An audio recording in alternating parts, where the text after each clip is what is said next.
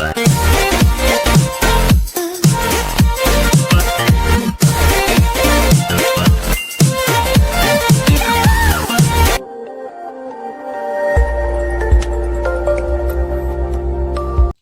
good day everyone. Welcome to HARMLESS TV. If this is your first time to join us, don't forget to subscribe and also click notification bell. Thank you and God bless you.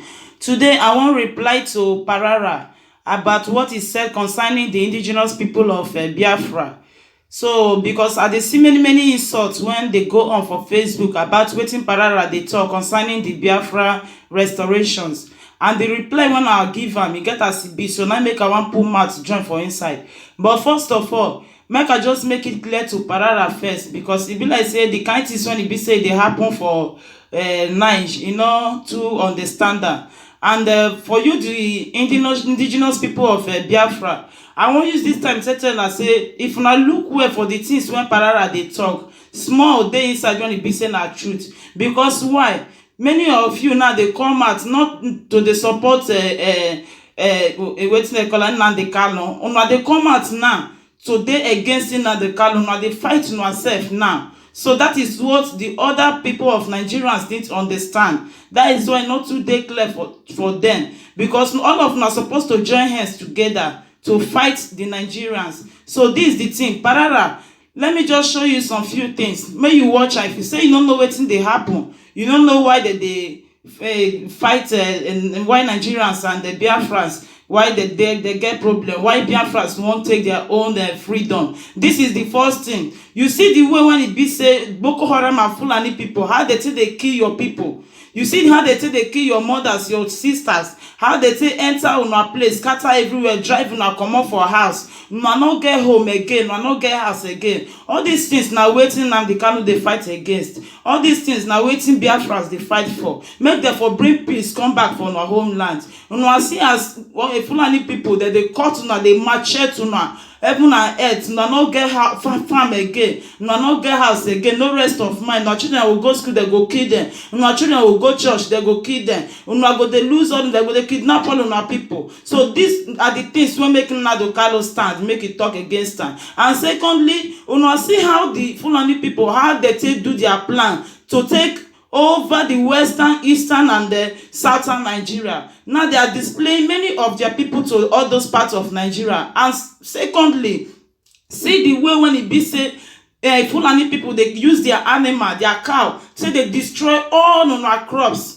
Everything one has suffered for. See how they take they scatter all of them. All these things now waiting Nnamdi Kanu no need. All these things now waiting Biafras no need. Now for them to bring peace come for their homeland. So now waiting that they fight for be this. Because nobody go they happy me when it be say go use the money, take people, take work for him farm, or you go use him hand, take work for him farm. Later, you know go eat waiting he work for. Nobody will be happy, and people are being killed inside the farm because of the Fulani people. The Fulani people are the ones killing them, macheting them, cutting them into pieces. So, Pararan, I'm not sure say you not see all these things. I'm not sure say you not see. I think you know what in there happen, especially you being a Delta man. You know what is going on, even in Delta State. So all these things now waiting the Biafrans they against. And you all cannot fight all this without you being together, without you being saying no, without you saying no to Nigeria. You can never fight this, because the Boko Haram, they are the Nigerians, the Fulanis are the Nigerians. So it is left for you, the Yorubas and the Ibos, the rest of you, to stand up together and say no. Because after this video, at the ending of this my video, so you will see another video when it be said the whole secret they expose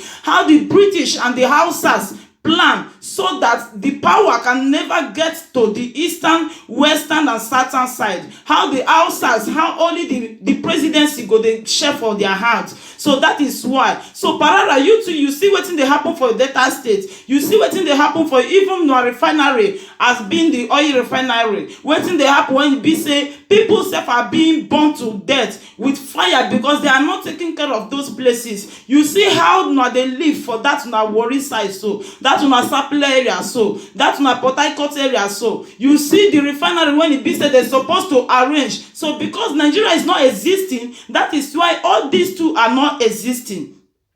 It is better to say no to Nigeria and pick up the pieces of your life and arrange your life and your destinies. So that is it. You see, you see how all una suffer, na money, everything just dey scatter. Their own na to just spoil everything for una. Now their plan na to distribute all their people to una area. All of them go the heights for una farm. Then from that place, they will come dey pick una one by one before they will enter una town. And make una not forget, say even this time sef, they don't see they enter for una town because una go dey sleep. Now so they put fire for every places. Men, I remember say many of una markets they burn.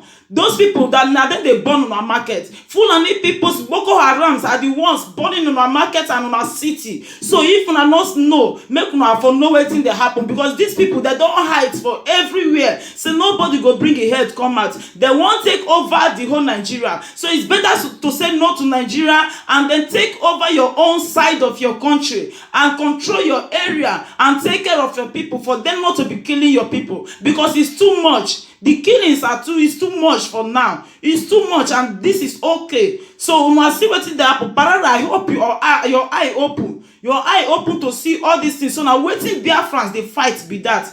Because you yourself, you know, say, being you as a Nigerian man, you don't get rest of mind, you don't get respect for any places, any other country. As we even thought say some self, because say they don't show away their passport, they say they name in Nigeria, say they be Biafra. That is why they are maltreating them. Pararan, listen to this man. Listen. Individual day here. Hey, so how many? I have 3 here. yes, 3. One. Come down. How many? 7.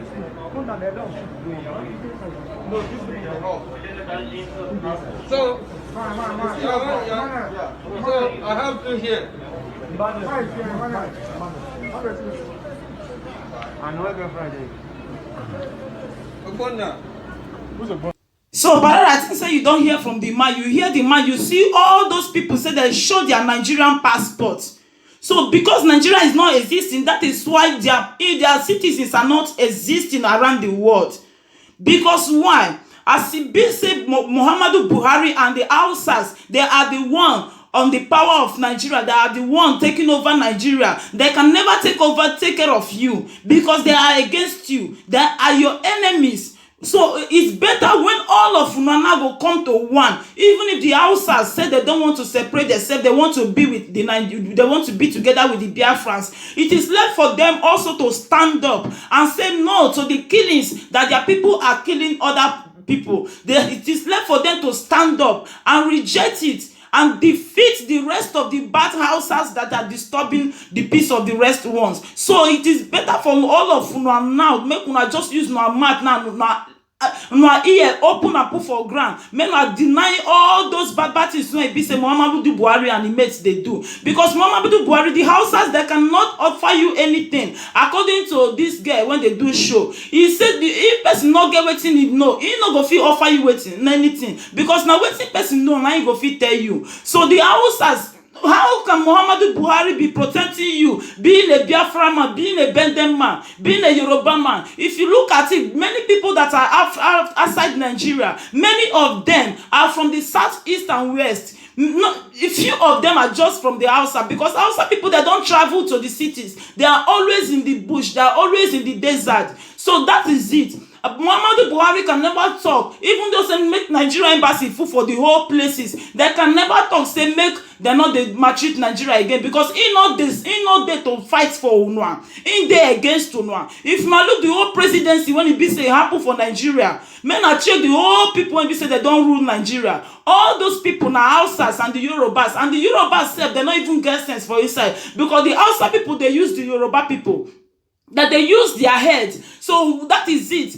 You can imagine for all those presidencies. So only 2010 when it be say president come out from the southern side, which is President Jonathan. But the Hausas, they didn't let Jonathan to rule. They asked Jonathan to come down. If not, they will start bombing Nigeria. And that is the origin of the Boko Haram, when they started fighting against you people. That is when the Fulani people saying that you people should bring down power, that you don't have power to rule. You understand? So that is what is going on. So my brother, don't say you don't know what is happening to your country, because you know that you are in pain. You know that your family, your parents, everyone in your country are in pain. So it is better for you to stand up and say no to Nigeria and unite your country, because their plan there is this. If you watch this video, at the ending of this video, you will see that the white man that was even in Nigeria for so many years ago, that worked for the British people, all of them, the whole of their plan, the man revealed all their secrets. Their plan was that the British and the Hausas have to keep the power of Nigeria to the Hausas. They have to be planning and program all the elections. Whether the rest people win or not, that doesn't concern them. Their own is that it is only the Hausas that will rule Nigeria. Why? Because the Hausas doesn't have anything. That if the power go to the Biafrans, if the power go to the Bendens,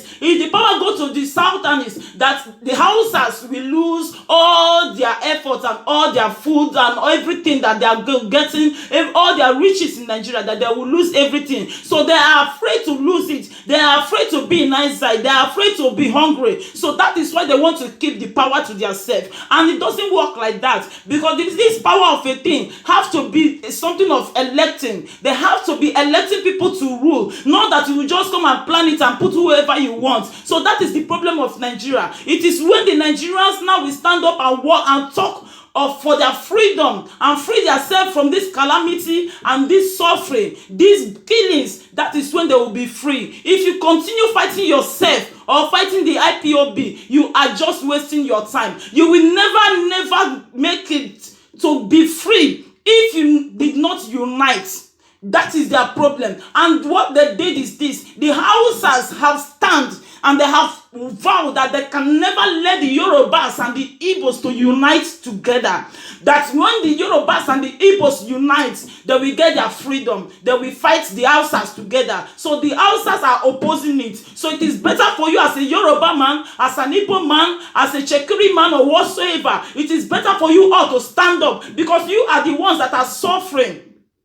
Your people are the ones that are suffering. You are the ones that are traveling. You are the ones that are planting crops that people will come and destroy. You are the ones that are training your children that the Fulanis will go and kill. You are the ones that they are poisoning their food. So it is better for you people to stand up and talk. So Parara, I hope I've made you clear. For you, I have made it clear for you to know why the Biafrans have stand up for their freedom. Because all these devilish hearts of the Hausas, all this, their ojoro that they have been playing, you people have to stop. So it is better for you, Parara, to still let the whole world know what you are fighting for, and stop fighting yourselves. The whole Benden are Biafrans. You can imagine that the country, the states that were called Benden before never exist again. Why is Benden not existing? Because the Hausas don't want Benden to unite. The Benins are fighting the Biafrans. Yorubas are fighting the Biafrans. Igbos are fighting the Benin. So what nonsense is that? How can you gain your freedom when you are fighting yourself? So you people that said that Parara also said bad concerning you fighting yourself, he did not make anything wrong. He did not say anything wrong there. It is letting you to know that you all have to come together so that you can win this battle at once. So please, I beg you all to unite yourself so that you can win it. Watch this video very well and make sure you listen. If you need the full video, you can still go down to my channel, then you will get the full video. That is, the title is The Secret Behind the Killings in Nigeria. So you can still watch it and hear from the horse's mouth. Because I don't say what I didn't know. I normally say what I see, the proof and everything that I say I hear. That is what I normally say. So no one will come and tell me that you are saying what you don't know, because I know that the Hausas are killing the Southerns, the Eastern and the Westerns in Nigeria. I know that they are oppressing them in power. So that is it. You all have to stand together and prove yourself to be a warrior, not a hypocrite. Don't be a hypocrite with your brothers. Be very, very careful. We are coming to unite the whole Africans at once. It is left for the Hausas that if they need unity of the Nigerians, if they need unity with the Biafrans, all of them have to stand together and fight the Fulanis and the Boko Haram. Because let me tell you, Nigerian government is not going to fight Boko Haram for you. Do you know why? Because Nigerian government is Boko Haram. They are the one that programmed the Boko Harams, the Fulanis there. They are the one that are sponsoring them. Because they are the one that are fighting for them so that the power will keep being in their own states. So don't wait for Nigeria to fight for Boko Haram for you. Don't wait for Buhari to fight for Boko Haram for you. It is you that will speak with your mouth and let the world to know what is going on so that you can get assistance from anywhere. And God will still give you that freedom. So I beg you all to unite together. Watch the video and listen very well. Thank you all for watching. Bye for now. Hello. And Mrs. Carol Smith, welcome to the program. Thank you. May I say how delighted we are to be on Passion. We've looked forward to speaking to an African television station for decades. This is something we have looked forward to for such a long time, and we are so happy to be here. Thank you. Mr. Aaron Smith was a young, bright, and principled Oxford University graduate who was recruited by the Colonial Office and posted to Nigeria. He took his final examination a year ahead of his class. He also married Mrs. Carol Smith, whom he met while they were both at Oxford University. Together they went to Nigeria, where they had their 2 children. Mr. Aaron Smith, you were featured in a program recently by BBC Radio 4, Yes. titled Document, Yes. and that was hosted by Mr. Mike Thompson. Yes. You were alleged that the British government rigged the first and most important election in the history of Nigeria in 1959 in favor of the North. Am I correct? Yes. How long were you in Nigeria for? From 1955 to 1960. And we were based in Lagos. I was on the staff of the Department of Labour. I was largely occupied with employment problems, all the employment exchanges, and statistics, and international reports, and was kept pretty busy. I was also stationed in Lagos in charge of the capital and the port. I was the port labour officer as well, and I also devised a port labour scheme and later a social security scheme, which was one of the first in Africa, which guaranteed workers some income after they'd finished work. It was a providence scheme. As I say, it was called the National Providence Scheme, and I was very proud to have put that on the statute book. I was going to ask you what your role is. You've mentioned 3 important. Is there any particular name given to your office while you were there? Just labour officer. I was a labour officer, a senior civil servant. Okay. I only intended to stay in Lagos initially for 2 tours of duty. Although, because of this conflict with the elections, there were difficulties. Actually, government wouldn't let me leave the civil service. They were determined that I should stay in the civil service after my 2 tours. And I was offered very considerable incentives, including a knighthood, to stay and work for government. Primarily this was because I had access to state secrets. I learned, and the Governor-General himself confirmed this to me, that the elections were rigged, contrived. The intention was that the North should rule Nigeria. Even in '56, the northern leaders were very proud and were saying, if they couldn't run Nigeria, never mind elections, they might not join Nigeria, they might leave. And we all thought, well, how would they survive? There were no industries, there's not a great deal of agriculture, some groundnuts in the north. This wasn't very practical at all.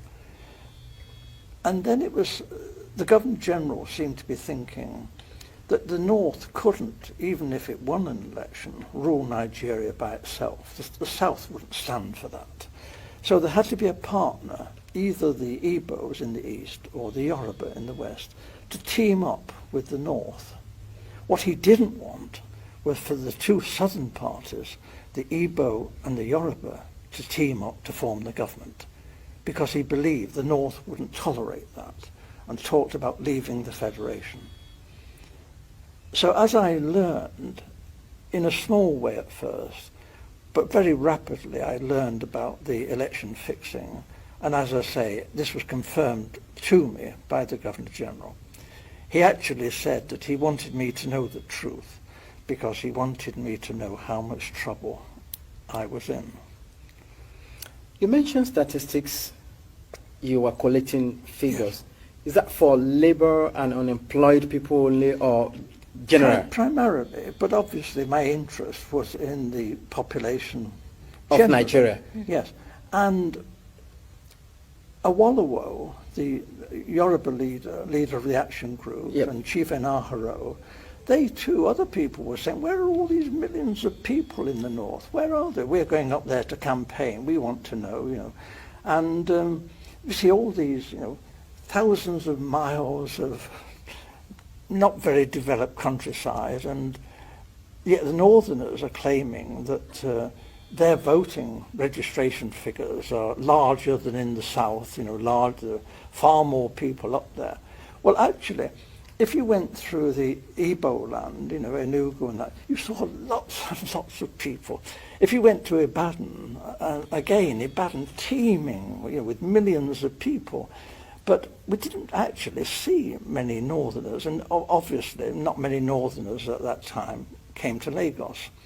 So this did arouse suspicion. Now, the Europeans, you know, not stupid, we are watching what's going on in Nigeria, and we too are beginning to feel there's something not quite right here, that maybe the elections are not going to be as straightforward as they're meant to be. Nigeria was being described as the showcase of democracy, and it was expected that the nationalist leaders would win through. But actually, when the election results were announced by the Governor-General, before the vote was even in, he didn't vote, didn't count for that, he didn't wait for that. I have to tell you, the British were counting the votes, and the British cannot be trusted. They look after their friends. Loyalty is the big thing for the British. And we were friends with the emirs of the north. We looked on people like Enaharo and Awolowo as rather dangerous people. They might even be communists. That's ridiculous, actually. They couldn't be communists in 1,000 years. But this was a sort of thing that was being said. And we were, Europeans, were getting a bit worried about all this. It wasn't quite the honest, straightforward election that we were hoping for. Apart from Professor Anderson and Dr. Patrick Wilmot that supported your submission on the rigged election, there were other people who also served in the colonial office in your days. I mean, who opposed to this submission? Initially, I was warned of what was going on by my senior officer, a Major Bunker.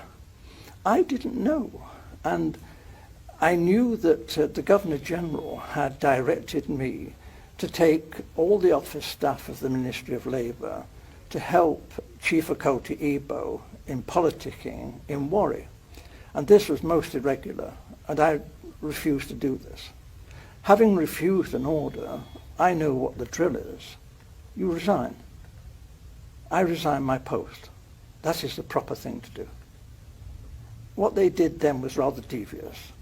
They persuaded me to withdraw my resignation, and when I did, they sacked me. It didn't go through, but I thought this was a bit low after I'd resigned and was prepared to leave the country. This was not very nice behaviour. They later withdrew this and said that I had been of some service to the state, and actually commended me for what I had done, and said I could leave Nigeria with splendid testimonials, and we shook hands on this. And this was done with the recognition of the Deputy Governor-General, Sir Ralph Grey. And then I left Nigeria the first time and took up a job as a personnel officer, a very big job, with the Esso refinery. And then government came after me, declared that I was a traitor, and I had betrayed the British people, ought to be imprisoned, and I lost that job. And then they came to me again and said it's all been a big mistake, dreadful mistake. I'm a jolly decent chap, you know, Oxford chap, and they put me on a plane straight back to Nigeria, where I'd make up for the time I'd been away. There was a great deal of good work for me to do, and we fell for this. We shouldn't have gone back, but we did. Now, if you recall what you said about the role of the Governor General and the attitude of the British government in particular, regarding the fear that Awolowo, Okotie-Eboh, and the lot of them from the south are dangerous, is there a particular reason? Why the fear from the British government? Is it that they don't want to release or relinquish Nigeria? They still want to control Nigeria? They knew that the North would do as they said after independence. If it had any, the North would just, because it was their habit, they liked the British, whereas the nationalists were an unknown factor. Actually, when they took the flag down and hoisted the Nigerian flag, not one of the major nationalist politicians was there. They weren't even on the platform. This was incredible. These were the people who had sought independence. The people in the North didn't want independence. They didn't want the British to leave. So this was a farce. And for most Europeans who were very close and watching this, we were disgusted. We thought this really had been manipulated, this election. It was unworthy. It was unworthy of the British people, this.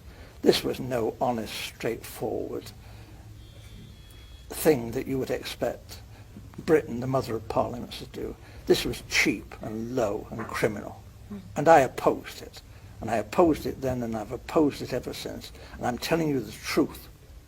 And I was warned, if I told you this state secret, my life could be forfeit.